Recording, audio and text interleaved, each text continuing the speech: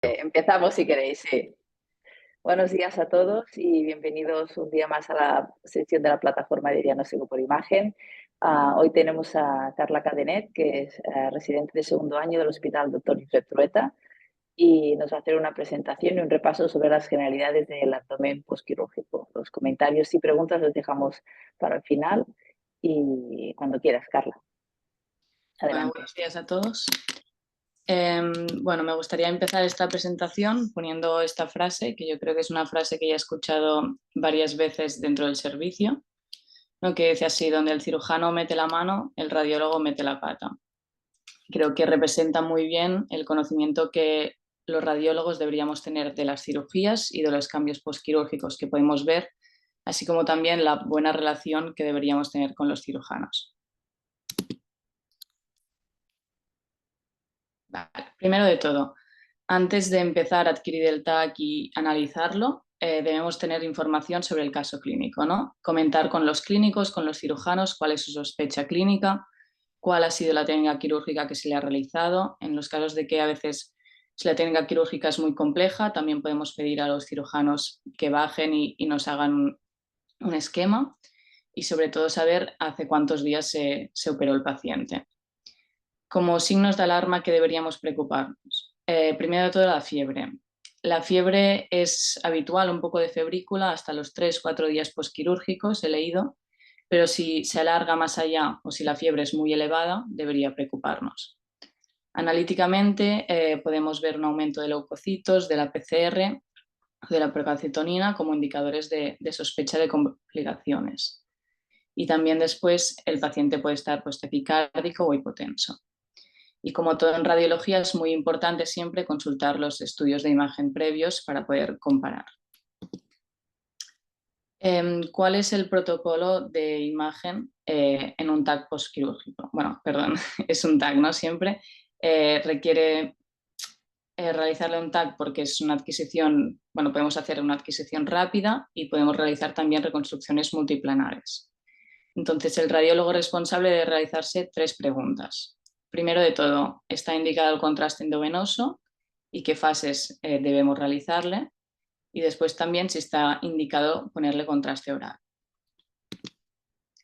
El contraste endovenoso está indicado casi siempre en el estudio de un abdomen postquirúrgico. Tan solo está contraindicado en casos de alergia al contraste o insuficiencia renal avanzada. La fase que le realizamos casi siempre es la fase portal, que es entre los 60 y 75 segundos después del bolus de contraste, y nos sirve para valorar el parénquima de los órganos y posibles signos de isquemia. Después, dependiendo un poco de la sospecha del paciente, podemos añadirle también otros tipos de fase. La fase sin contraste nos puede ser muy útil en un primer TAC postquirúrgico para valorar todos los materiales hiperdensos postquirúrgicos. Entonces, también en sospechas de isquemias o en sospechas de sangrado, podemos también añadir esta fase sin contraste y una fase arterial.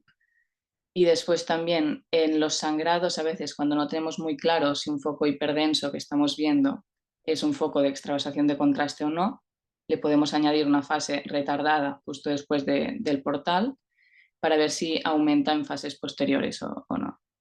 En sospechas de lesiones renales o de la vía urinaria puede ser útil añadir una fase excretora, y en sospechas de perforaciones vesicales un cistotac. El contraste entérico, bueno, he leído bastante sobre el contraste entérico y en la bibliografía no hay mucho consenso, creo, dentro de la comunidad radiológica. Así que, bueno, vamos a comentar primero de todo, hay 2 tipos de contraste entérico: el positivo, que es aquel que vemos hiperdenso en el TAC, y hay 2 tipos, ¿no? De el iodado hidrosoluble y el varitado. El iodado hidrosoluble suele estar contraindicado en sospechas de comunicación entre la vía respiratoria y la vía digestiva, o en riesgo alto de aspiraciones, porque puede causar edema agudo de pulmón. Y en cambio el varitado está contraindicado en sospechas de perforaciones, porque puede dar un componente de mediastinitis o de peritonitis. Y después también tenemos el contraste neutro, que sería el agua. El que usamos en el abdomen postquirúrgico suele ser yodado hidrosoluble. En nuestro centro usamos el gastrografin, que se suele usar en concentraciones entre un 2 y un 5%. Aquí lo que hacemos es diluir 20 centilitros de gastrografin en 1 litro de agua.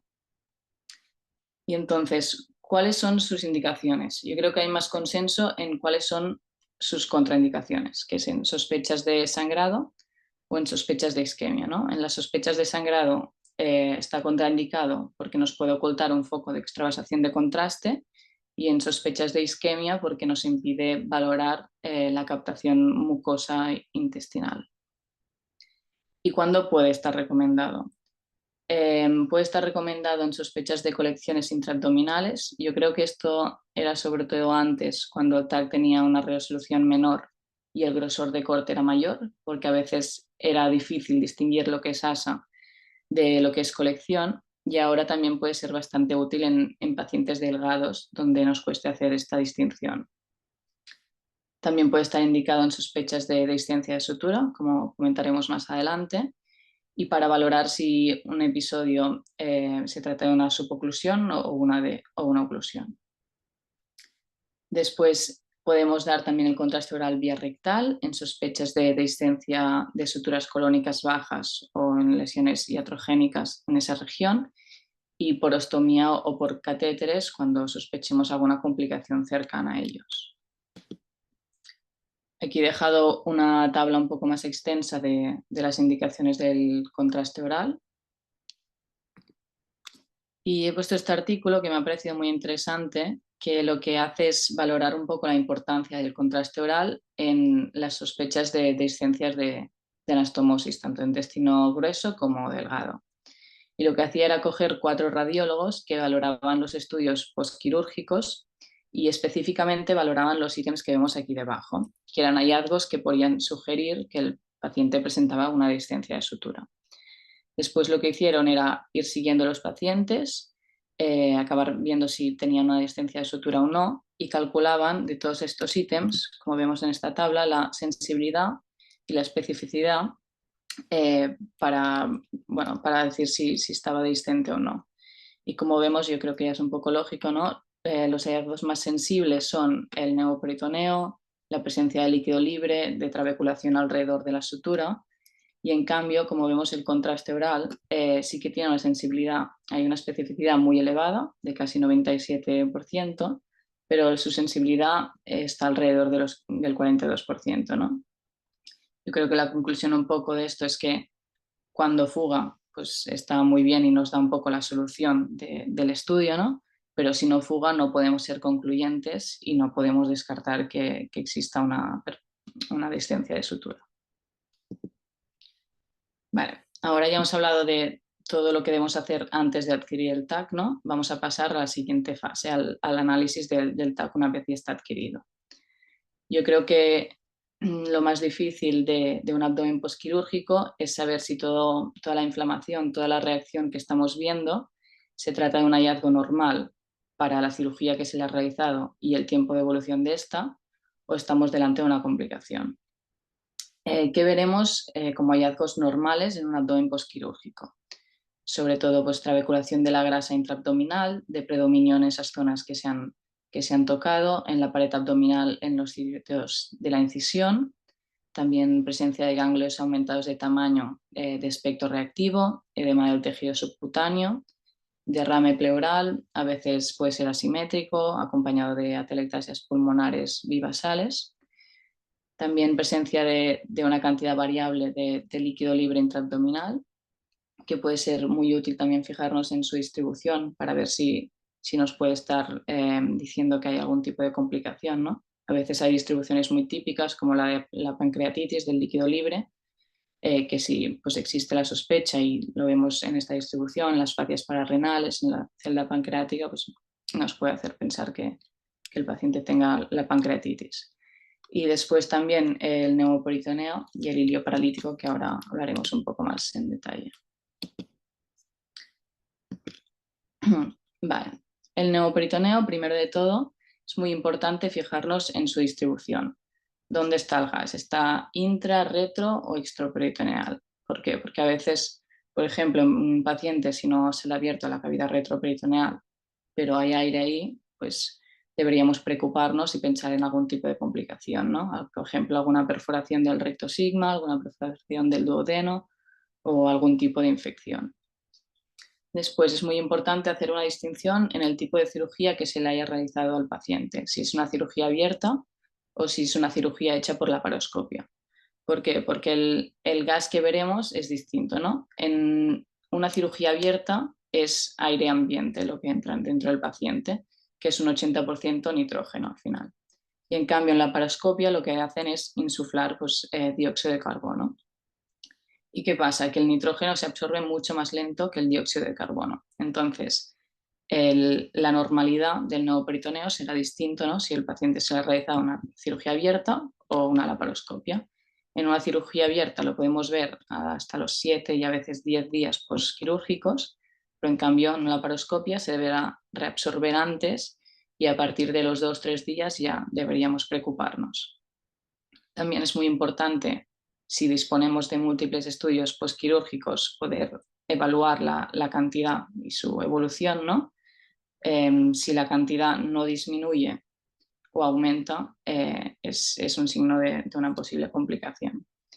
Y después, sobre todo, poder descartar causas iatrogénicas del neumoperitoneo. A veces, bueno, lo que suele ser más común son los catéteres, ¿no? Si al paciente se le ha puesto un catéter, se le ha retirado o se le han hecho lavados por ese catéter, pues es común que podamos ver algunas burbujas de neumoperitoneo de más.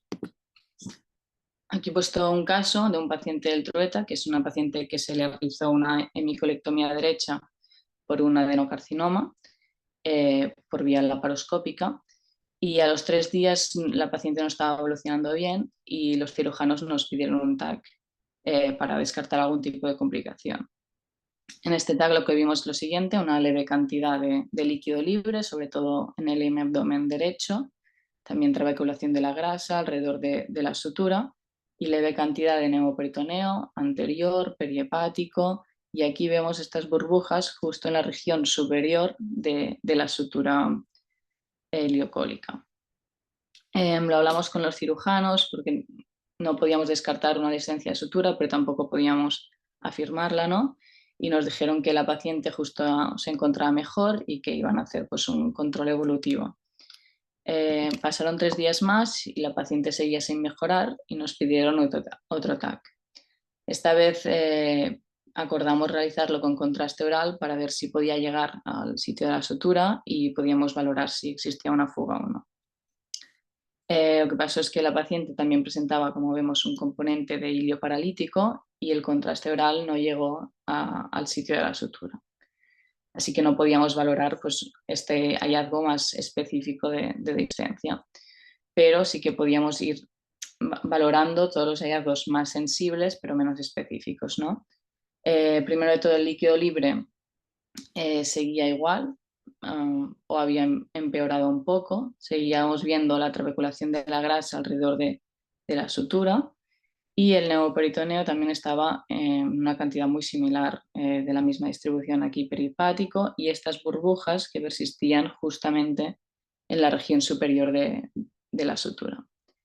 Entonces, aquí sí que ya los hallazgos más inespecíficos de una distensia de sutura, sobre todo que el neumoperitoneo no haya disminuido ni un poco 3 días después y ya llevábamos pues, 6 días postquirúrgicos de una paciente operada por laparoscopia, sí que nos hicieron ser un poco más contundentes y decir que se podría tratar de una distensia de sutura.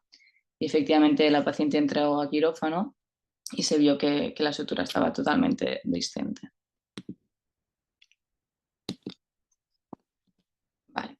El hilio paralítico también es un hallazgo muy habitual en un abdomen postquirúrgico, ¿no? Se trata de una dilatación generalizada de las asas de intestino delgado y a veces también de colon y sin un punto de cambio de calibre. Es normal hasta los 3 o 4 días postquirúrgicos y más allá sí que estaríamos hablando de un hilio paralítico prolongado o patológico y deberíamos buscar algún tipo de complicación. Porque es muy importante buscar siempre estudios previos, porque el paciente puede presentar algún tipo de patología preexistente que nos puede hacer confundir cuando estemos analizando el TAC, ¿no? Aquí he puesto algunos ejemplos, como podría ser una paniculitis mesentérica, que presenta este aumento de la densidad de la grasa mesentérica con ganglios aumentados de tamaño. Y también a veces pues una hidronefrosis nos puede hacer dudar de si es algo agudo o crónico y puede tratarse de una complicación de la cirugía o no. Sí que es verdad que aquí pues podemos ayudarnos de otros hallazgos, ¿no? Como vemos en la segunda fotografía, este adelgazamiento cortical ya nos estaría indicando que es algo más crónico y en cambio aquí la trabeculación de la grasa perirenal y el retraso del nefrograma nos indicaría algo más agudo.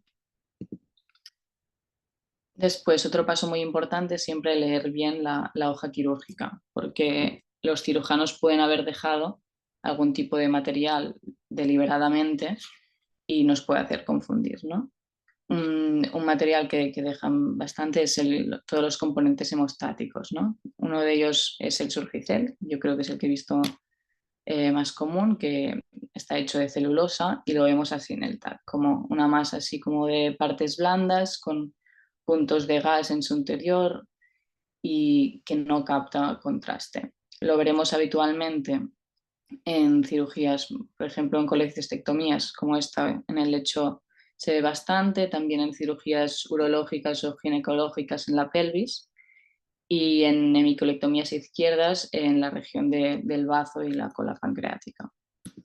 ¿Qué pasa? Que a veces podemos confundir el surgicel con un absceso, ¿no? ¿Por qué? Porque también puede presentar aire, pero sí que es verdad que su distribución es distinta, ¿no? En un absceso suele ser un nivel hidroaéreo, en cambio el surgicel son como puntos o líneas de gas. El absceso sí que presenta una captación de contraste periférico y obviamente su evolución es distinta, ¿no? El surgicel se acaba reabsorbiendo en 1 o 2 semanas y el absceso suele requerir un tratamiento antibiótico y a veces también de drenaje. Vale. Ahora que ya hemos repasado todo lo que serían hallazgos más normales, vamos a ir comentando las complicaciones más habituales. Primero de todo, la complicación más general no sería una peritonitis. Suele ser un diagnóstico clínico, pero sí que a veces podemos ayudar a los clínicos en pacientes inmunodeprimidos con obesidad o intubados en la UCI, que puede ser difícil su exploración. ¿Cómo lo veremos? Lo veremos como un aumento parcheado de la atenuación de la grasa mesentérica, con una cantidad variable de líquido libre intraabdominal, y lo que es más específico sería este engrosamiento e hipercaptación de las reflexiones peritoneales, como vemos aquí con la flecha blanca en la imagen. Otra complicación muy habitual son las colecciones. La colección más habitual serían pues, los abscesos que hemos comentado. Suelen ser secundarios a discencias o a fístulas, aunque también a veces puede ser secundario a una contaminación intraoperatoria. Lo vemos con este margen hipercaptante, engrosado y a veces con presencia de aire en su interior. Y es importante incluir siempre en el informe la localización, el tamaño y si podemos hablar de su contenido también. Lo que pasa es que la caracterización del contenido, como sabemos, es mucho mejor realizarla por ecografía o por resonancia que por TAC. A veces podemos decir que podemos ver una colección por TAC líquida, súper homogénea, y luego vamos al paciente, le ponemos la ecografía y tiene muchos septos y puede ser difícil de drenar algo que por el TAC nos parecería que no. También podemos encontrar otro tipo de colecciones menos habituales, como el linfocele, el bilioma, hematoma, urinoma o el textiloma, que ya comentaremos más adelante. Aquí he puesto también un paciente del Trueta, una paciente que se operó de una micolectomía izquierda ampliada a segmentos 1, 5 y 8, y a los 3 días postquirúrgicos no evolucionaba bien, tenía fiebre, mucho dolor en el abdomen superior derecho y le realizamos un TAC de control. Y se vio esta gran colección, ¿no?, en el lecho quirúrgico.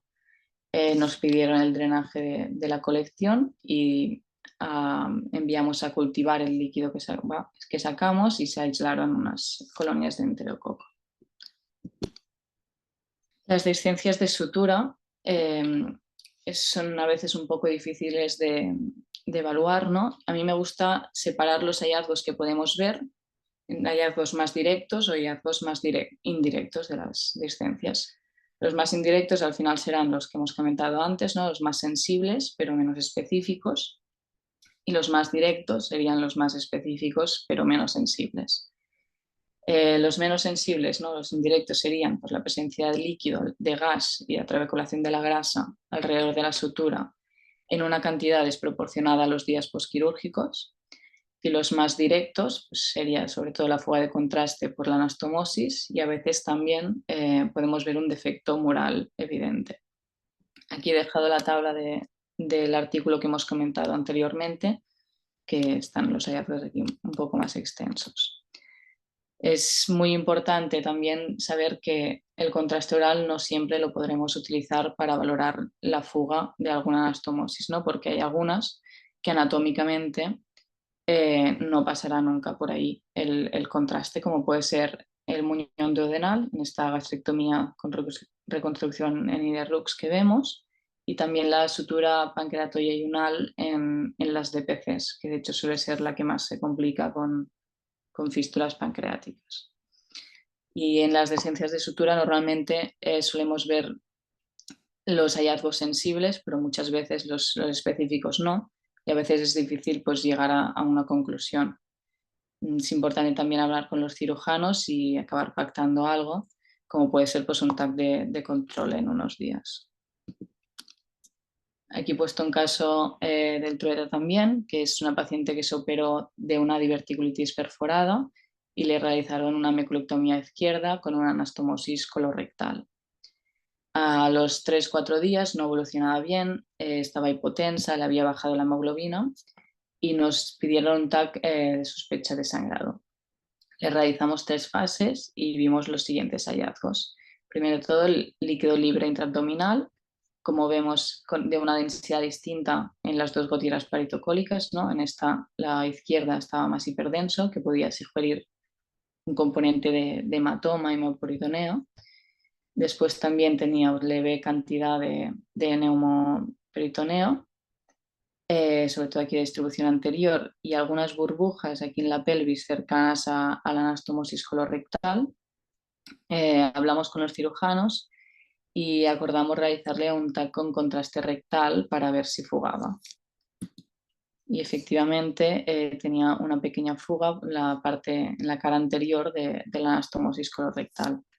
El paciente fue a quirófano, se comprobó esta descencia en la región de la cara anterior y que presentaba también pues, este gran hematoma parietocólico izquierdo. Otro tipo de complicación, como todo en medicina, es la iatrogenia, ¿no? Suele tener un patrón predictible y de cercanía de estructuras, por ejemplo, pues un trauma al bazo o al páncreas durante una hemicolectomía izquierda, o lesión en el tracto urinario durante cirugías urológicas y ginecológicas.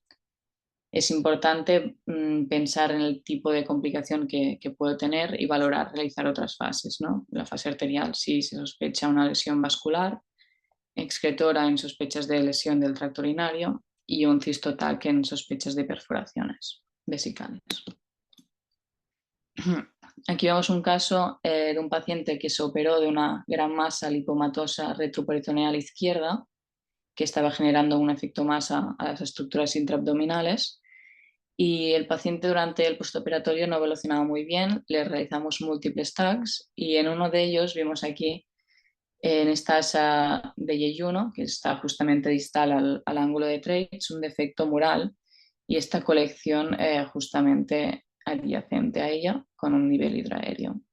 Sugerimos que se podría tratar de una perforación y el paciente fue al quirófano y efectivamente se vio que había una gran perforación en esta asa yeyunal y además también se encontraba isquémica. Otro tipo de complicación serían las hemorragias. Debemos sospecharlas cuando hay un descenso de la hemoglobina, el paciente está hipotenso o taquicárdico. Aquí en el Trueta lo que le solemos hacer es 3 fases, una fase sin contraste, arterial, venosa, y a veces si tenemos algún tipo de dudas podemos tirarle otra fase más retardada, como hemos comentado. Y los hallazgos que podemos encontrar es hematoma, hemoperitoneo y el foco de extravasación de contraste, que debe aumentar en fases posteriores.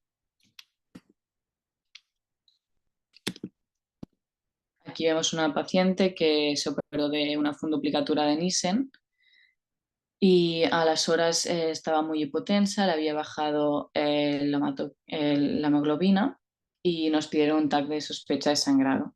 Y lo que vimos es este foco de extravasación justamente en la región donde pusieron el trocar derecho, que se acompañaba de un gran hematoma subcapsular perihepático y hemoperitoneo difuso.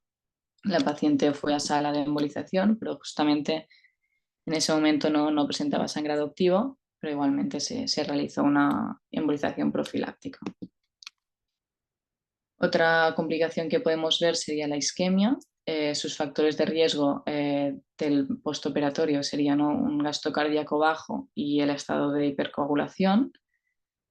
Y analíticamente lo sospecharemos cuando el paciente presente un lactato elevado. La isquemia puede ser de múltiples órganos, ¿no? Entre abdominales, pero sí que es verdad que a mí la isquemia que me cuesta más de valorar es las de asas de intestino. Así que aquí he puesto un poco los signos que podríamos encontrar. Sería el edema del mesenterio, cambios en la pared, podemos ver un engrosamiento moral. Si le hacemos un simple podemos ver una hiperatonación eh, que sería no compatible con sangrado intramural. Y después también podemos ver una hipercaptación de la mucosa cuando haya un componente de vasodilatación o una hipocaptación cuando ya haya un componente de reducción de la perfusión. Y en casos más avanzados podemos ver la neumatosis mesentérica y portal. Este es un caso de una paciente que se operó de una cirugía de citorreducción primaria por una neoplasia de origen tubovárico. Le realizaron múltiples extirpaciones y en la etapa postquirúrgica no evolucionaba bien, tenía un lactato elevado y le realizamos un TAC. Vimos que aquí está esa que vemos en la primera fotografía hipocaptante, es la asa de la colostomía, que sugerimos que estaba isquémica. También la pared de la vesícula biliar no captaba como nos esperaríamos, también sugerimos una isquemia. Y tenía múltiples imágenes sugestivas de infartos renales, también alteración de la perfusión hepática, sobre todo en la cúpula, y esplénica. La paciente fue a quirófano y se vio esta isquemia de la asa de la colostomía, de la vesícula biliar, una hipoperfusión generalizada de las asas de intestino delgado y un hematoma suprahepático también. Otro tipo de complicación serían las oclusiones, ¿no? En contraposición al hilio paralítico que hemos visto antes, encontramos las oclusiones, que estas sí que presentan un punto de cambio de calibre. Puede estar localizado en el intestino delgado, que sería lo más común, suele ser secundario a bridas o hernias, y en el colon, que ya es menos común. ¿Cómo lo veremos? Lo veremos como un punto de cambio de calibre, con una dilatación proximal y un colapso distal. También en la asa justamente proximal al punto de cambio de calibre podemos ver el signo de la asa fecalizada. Es muy importante buscar signos de isquemia, los que hemos comentado ahora, sobre todo en los casos de asas cerradas. Y poder distinguir bien lo que es neumatosis de lo que es pseudoneumatosis. Aquí he puesto un caso de un paciente que se había operado ya hacía unos 7 años de una gastrectomía subtotal con reconstrucción en IDRUX y vino por dolor abdominal súbito y le realizamos un TAC donde vimos esta dilatación, que se trataba de la asa alimentaria, con justamente un punto de cambio de calibre cercano al pie de asa y luego un colapso de las asas distales. También podemos ver aquí el signo de la asa fecalizada. El paciente fue a quirófano y se vio que presentaba una herniación parcial a través de un defecto del meso y las asas tenían un aspecto congestivo, pero eran viables. Otro tipo de complicación, como justamente estábamos comentando antes de empezar, serían los cuerpos extraños o material intraoperatorio que se ha dejado dentro del paciente. El más común sería pues, la presencia de gasas, compresas o esponjas, que sería el que se llama el gosipiboma o textiloma.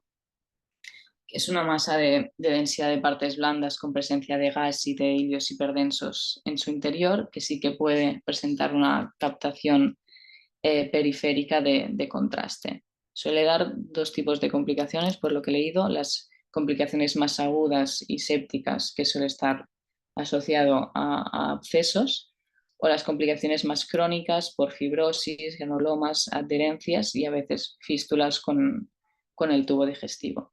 También podemos ver instrumentos metálicos o de plástico. Y yo lo que he leído es que aunque sea un incidentaloma, sobre todo pues, en los casos de gosipiomas ya crónicos, debería sacarse siempre por el riesgo de fístulas que tiene. Así que siempre deberíamos informar a los cirujanos. Este es un caso del Trueta, de una paciente que se operó de una citorreducción primaria también por una neoplasia de origen tubovárico. Se le realizaron múltiples extirpaciones y en la etapa postquirúrgica no evolucionaba bien y le realizamos este TAC. No nos llamaba nada la atención hasta que llegamos a la parte de la pelvis, donde vimos esta masa de densidad de partes blandas, ¿no? con gas en su interior y algunos hilios hiperdensos, que nos sugería que podía tratarse de una compresa. Efectivamente, la paciente fue a quirófano y se vio que tenía una compresa pararectal derecha que se extrajo. Y para acabar con las complicaciones, como toda manipulación y a veces también puede haber pues, un poco de contaminación intraoperatoria, pues puede dar infecciones que suelen ser por cercanía. Aquí vemos una paciente que se operó un paciente que se operó de Umbricker y vemos que presenta pues, un componente de pielonefritis. Hemos hecho un repaso de las complicaciones así más generales, pero también es importante saber que cada tipo de operación tiene una complicación más específica. Aquí dejo una tabla para si puede ser útil para algún caso particular. Ya como conclusiones de la sesión, un poco la guía que debemos seguir es la siguiente, ¿no? Primero de todo, hablar con los clínicos, los cirujanos, preguntar cuál es su sospecha clínica. Después mirar si el paciente tiene estudios previos y leer bien la hoja quirúrgica. Si tenemos algún tipo de dudas, podemos hablar con el equipo de cirugía. Y cuando ya tenemos toda esta información, decir qué tipo de prueba y qué protocolo le vamos a realizar al paciente. Cuando ya se ha adquirido el TAC, decidir si los hallazgos que vemos son hallazgos normales o anormales, correlacionándolos siempre con la cirugía que se le ha realizado y el tiempo de evolución. Y si sospechamos algún tipo de complicación, pues conocer las más habituales para poder describirlas. Y aquí dejo la bibliografía. Y nada, esto es todo. Muchas gracias, Carla, por tu presentación, por el repaso que has hecho básico, pero una muy buena guía para abordar el abdomen postquirúrgico, que lo vemos en todas partes. O sea, que esto es podemos encontrar en cualquier hospital.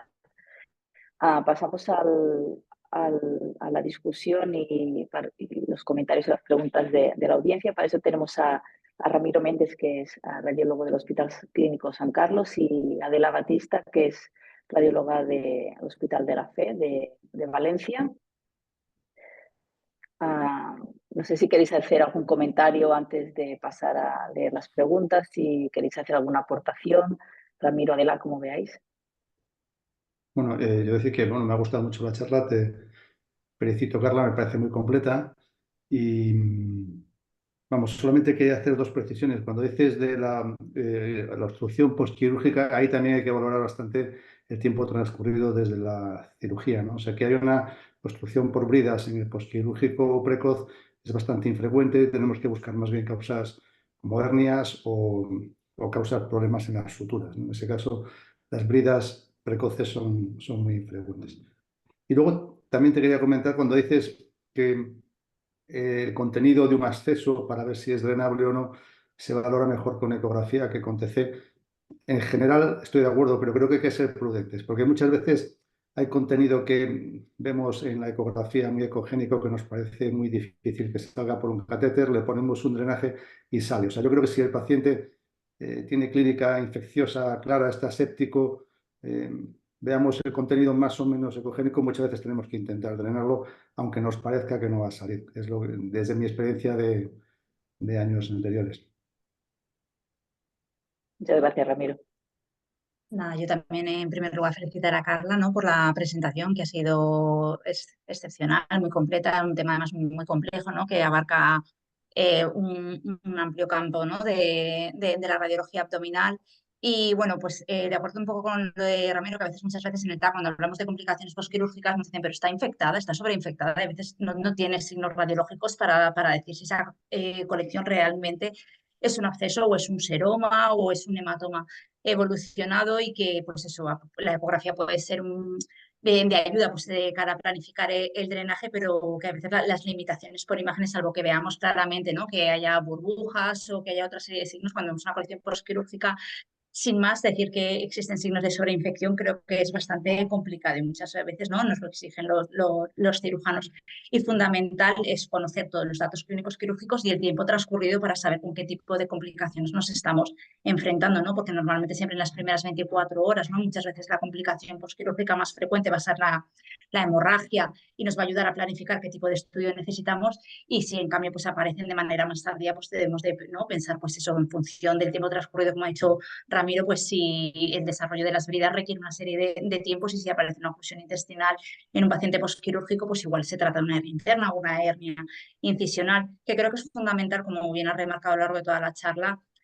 Cuanto más datos tengamos, ¿no?, de tanto de cirugía como tiempo transcurrido, como cuál es la sospecha, a nosotros nos va a permitir planificar siempre muchísimo mejor qué tipo de estudio vamos a realizar para obtener la máxima información posible. No sé si estáis de acuerdo con lo que he comentado. Pues sí, totalmente. Yo creo que es fundamental la relación con el cirujano y poderlo tener al lado para que te explique exactamente qué es lo que ha pasado. Si él ha estado en el acto quirúrgico, luego te puedes encontrar, ¿no?, que el cirujano, que venga un paciente de otro hospital, ¿no?, y no sepamos muy bien qué es lo que ha pasado por allí. Pero bueno, bueno, os voy a pasar algunas de las preguntas de Salva. Yo creo que más que para Carla es un poco para los tres y para generar un poco de debate. Salva hace referencia, pregunta, ¿no?, si las otras técnicas de imagen como la reso, la eco o el PET, dice, si creéis que pueden ser necesarios para la valoración del abdomen postquirúrgico. Bueno, yo creo que, como he comentado, la técnica más adecuada en este caso, sobre todo por su urgencia, es el TAC. Sí que más que una resonancia, yo creo que, no sé qué opinan ellos, pero yo creo que una ecografía puede ser útil en algún caso de dudas que te genere el TAC y de que se pueda ver mejor por ecografía. Sí, yo creo que efectivamente que el TAC es la herramienta que habitualmente utilizamos, ¿no?, para el manejo de estos pacientes, si podemos, ¿no?, complementarlo con otras técnicas, ¿no?, auxiliares, pero habitualmente en el contexto además un poco por la rapidez, por la accesibilidad, ¿no?, de las adquisiciones y de la obtención de la información, habitualmente es la técnica que manejamos. La resonancia yo creo que sería más para complicaciones más crónicas, ¿no?, sobre todo para cosas más determinadas, ¿no?, para estudios más específicos dada su resolución tisular, pero en el día a día de una complicación postquirúrgica donde requieres, ¿no?, la información de manera lo más rápido posible para la toma de decisiones, es el TAC y el PET. O sea, habitualmente nosotros no utilizamos el PET para complicaciones postquirúrgicas, ¿no? Hombre, yo creo que en cirugía patología muchas veces la ecografía puede ayudar como primera prueba, y también en esos casos, a veces en los casos de algunas fugas biliares, en cirugías biliares, la resonancia con contraste de excreción hepatobiliar puede ayudar a detectar una fuga biliar. Pero son casos muy específicos, ¿no?, de complicaciones particulares. Muchas gracias. Luego Salva pregunta también si hay que valorar el lenguaje que empleamos al hacer el informe de posibles complicaciones postquirúrgicas de cara a posibles reclamaciones futuras. A ver, yo Supongo creo que que sobre todo supongo que va orientado un poco por los gosipiomas y todo esto, ¿no? Pero bueno, en ya, general, hacer una pregunta en general. general. Yo, bueno, siempre insisto que yo creo que el lenguaje y lo que ponemos en el informe lo tenemos que valorar siempre. Los pacientes quirúrgicos. Yo siempre que hago un informe pienso qué consecuencias tiene lo que estoy diciendo para el paciente y para el cirujano. Entonces yo creo que sí, o sea, tenemos que valorarlo como cuando también estamos informando un estudio de revisión y vemos un hallazgo que no se ha informado en un estudio previo, pues hay que tener cierta delicadeza al hacer esos informes porque sin perjudicar nunca al paciente tampoco hay que intentar meterse en problemas no necesarios, ¿no? Sí, totalmente de acuerdo. Creo que tenemos que ser siempre elegantes, cuidadosos, pero sin obviar los hallazgos. Y yo creo que eso, Claro. que una buena comunicación con el cirujano o hablándolo, pues siempre, ¿no? te permite al final, ¿no? Hacer una conclusión, que creo que siempre que es muy importante, que no tenemos que andar por las ramas, que todo informe tiene que haber una conclusión, sobre todo cuando hay una complicación, porque va a condicionar el manejo de ese paciente, pero como ha dicho Ramiro, siempre pues, hay que ser elegante.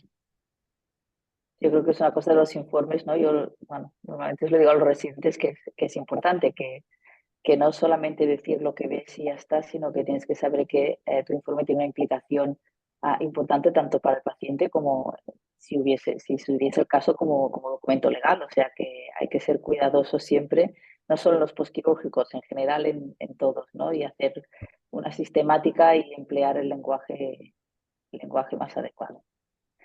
Ah, muchas gracias.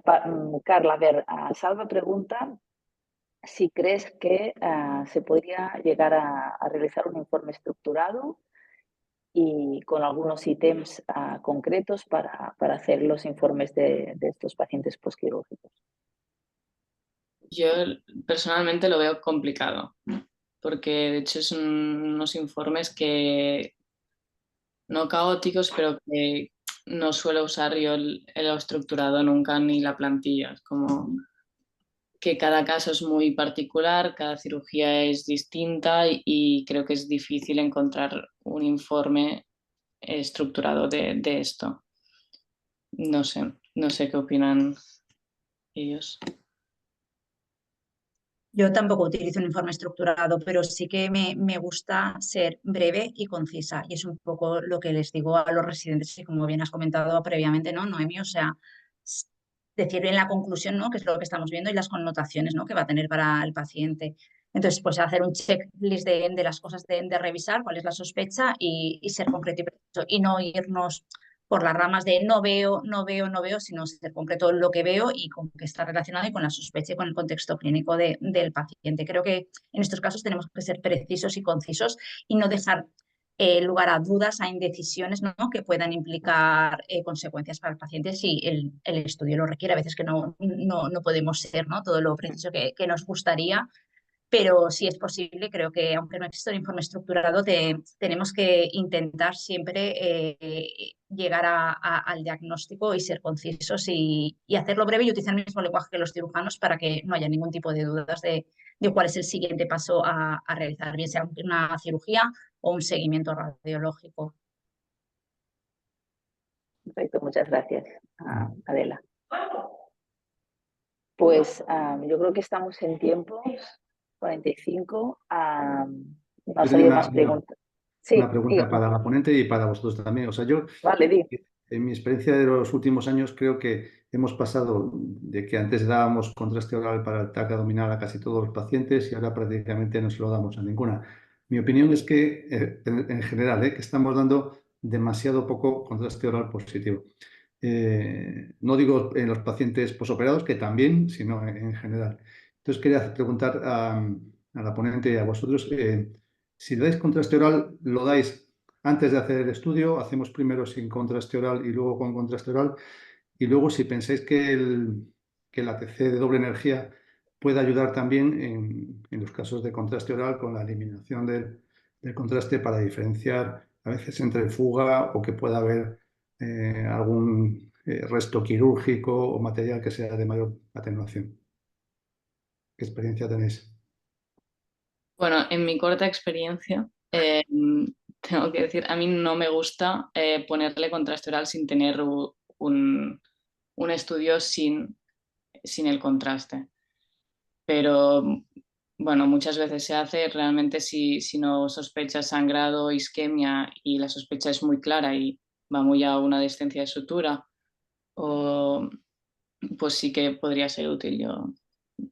Yo creo que sí que es verdad, pues que a veces tampoco te da la solución del estudio y sigues con las mismas dudas porque no fuga, pero ves otros hallazgos y tampoco puedes decir claramente que no fugue. Y sobre el TAC dual, claro, sería hacerle un TAC dual directamente, ¿no? Con contraste endovenoso y contraste oral. Pero cuando digamos que le haces el postprocesado y sacas sacas el contraste oral, también sacarías el contraste endovenoso, ¿no? Entiendo. Sí. Sí. Digo, si te No puede tenemos... ayudar, no hacer primero un basal y luego darle contraste oral, que te va a tardar muchísimo más tiempo, porque Sí. No, sí, yo creo que puede ser útil. Sí que he leído algún artículo estos días del dual en un postquirúrgico y sí que se habla bastante de él y en un futuro puede ser útil. Pero bueno, ahora en el Trueta por lo menos no se hace todavía. Bueno, puedes ponerte en ellos como tener un virtual no contrast, ¿no? Como hacer el basal, ¿no? Pero sin tener que hacerlo. Bueno, mira, cosa que podemos ir probando, podemos ir viendo. No sé, Adela, ¿tú querías comentar algo más? A ver, yo personalmente utilizo poco contraste oral en casos puntuales porque, pues eso, cuando pueden haber dudas o si se ha hecho previamente un estudio de TC con una sospecha de una distensia y no se ha visto previamente, pero si no muchas veces, o sea, creo que con el estudio sin necesidad del contraste, sobre todo para cuando vas buscando una distensia, los hallazgos sin el contraste endorrectal, sobre todo estoy pensando a nivel del colon, suelen ser suficientes para poder decir que existe una complicación o la anastomosis está íntegra. Y nosotros sí que utilizamos mucho el contraste oral para los posquirúrgicos de cirugías esofágicas, pero lo hacemos en el telemando. Y ahí sí que lo utilizamos muchísimo. Y el control de los pacientes postquirúrgicos de cualquier tipo de cirugía del tubo superior lo seguimos realizando en el telemando y creo que es un estudio mucho más dinámico que nos permite identificar pequeñas fugas de contraste y lo seguimos utilizando como técnica inicial para el control de las cirugías y para confirmar si las anastomosis están correctas o existe una resistencia de contraste. Y a los cirujanos les gusta más y nosotros tenemos mucha más confianza que incluso con el TAC, que solamente sería dar un trago, es como más estática la prueba, ¿no? Das un único trago y pasas al paciente al TAC, pero es únicamente eso para las cirugías esofágicas y gástricas.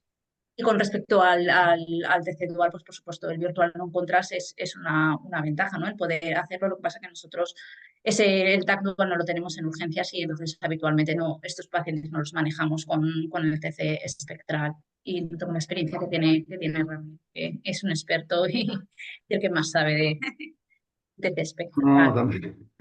tampoco tengo mucha experiencia, pero que sí me gustaría hacerlo más, porque tú dices, ¿sabes? Yo estoy de acuerdo que los estudios convencionales que los tenemos infravalorados hay que darles la oportunidad que tienen, pero a veces pacientes no solamente de cirugía esofágica, sino cirugías con muchas anastomosis, por ejemplo, pacientes de cirugía de obesidad, que después en el postoperatorio es muy difícil que puedas ponerlos en una mesa para hacer un tránsito, pues a veces un TAC con contraste oral sí te puede ayudar. A veces no solo a ver la fuga, sino a veces ver si la fuga es un poco mayor o menor, ¿no? Porque a veces el tratamiento de la fuga, si son pequeñas, puede ser más conservador y si fuga más, pues es más... Te puedo plantear otro. Totalmente de acuerdo. Pues muchas gracias por vuestros comentarios y vuestras aportaciones. Doy paso a Salva si quieres hacer las conclusiones. Sí, bueno, como siempre, muchas gracias, Noemí, por tu excelente moderación. Gracias también, Adela y Ramiro. Me ha gustado mucho vuestros comentarios Y Carla, yo creo que muy bien, has demostrado que te has revisado muy bien el tema, que tienes experiencia práctica y has compartido un poco tu visión, o sea que muy bien. Yo siempre intento hacer un pequeño resumen. A mí me ha llamado la atención un poco cómo ha subrayado el hecho de que hay que, y también nuestros expertos, de que hay que tener buena información de cuál ha sido el procedimiento quirúrgico, buena comunicación con el cirujano, también la valoración del tiempo postquirúrgico, no es lo mismo las primeras horas que más adelante, y eso, y después también el hecho de que el informe tiene que ser conciso. Me ha gustado lo que ha dicho Adela de no decir no, no, no, no, ir al grano y después también me ha gustado mucho la Ramiro que ha dicho, ahí tenemos el TAC espectral, quizás lo podíamos aprovechar más, ¿no? No sé si, Carla, quisieras añadir algún comentario más de este tema. Yo creo que ya está todo dicho. Perfecto. Oye, pues muchas gracias. Seguro que hacemos más sesiones contigo. Y simplemente recordar a la audiencia que mañana tenemos al doctor Antoni Rivas, que nos va a hablar de la biopsia vertebral percutánea. Estáis todos invitados. Que tengáis un gran día. Muchas gracias, Adela. Muchas gracias, Ramiro. Muchas gracias, Noemí. Muchas gracias, Carla. Gracias, Dani. Nos vemos mañana. Un saludo a todos. Que tengáis un gran jueves. Hasta Adeu. luego, Nos buenos vemos. días. Chao.